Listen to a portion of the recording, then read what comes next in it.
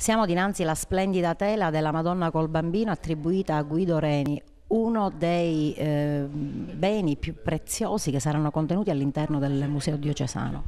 Sì, appartiene alla collezione della quadreria della cattedrale, tra i beni più preziosi, come diceva lei, insieme anche a tutto il resto. Anche la sala medievale, come la sala degli argenti, presentano una parte di quella che è la ricchezza del patrimonio storico-artistico che contraddistingue la diocesi di Agrigento. Di quante sale sarà composto il museo?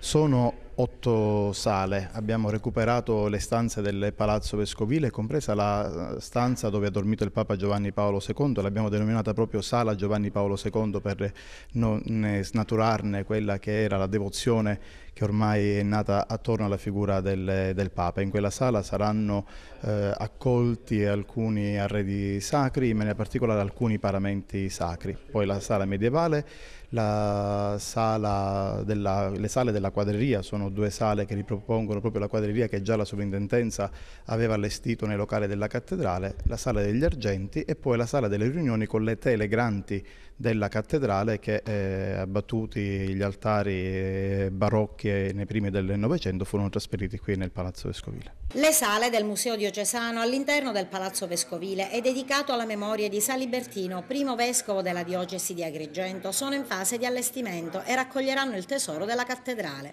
E stamane è giornata dedicata alla presentazione del museo, alla presenza dell'arcivescovo Francesco Montenegro. Abbiamo voluto portare ciò che c'era alla cattedrale, ciò che era conservato, proprio perché si potesse ammirare ciò che di bello ancora Agrigento riesce a conservare.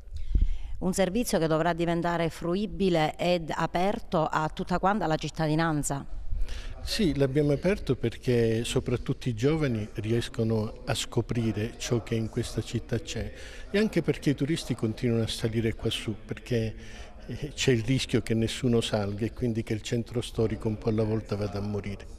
L'iniziativa costituisce un importante momento di recupero dei beni culturali all'interno della cattedrale, promuovendo un percorso artistico e storico visitabile dai turisti ed allo stesso tempo mirato alla valorizzazione e rivitalizzazione del centro storico. Il fatto che la cattedrale sia chiusa e quindi il museo presente là non era più visitabile, abbiamo pensato, proprio perché non si spenga il centro storico, di spostare in alcune sale del palazzo, anche perché il palazzo è di tutti e deve essere fruibile da tutti, le cose belle che ci sono, proprio perché Agrigento di cose belle ne ha tante.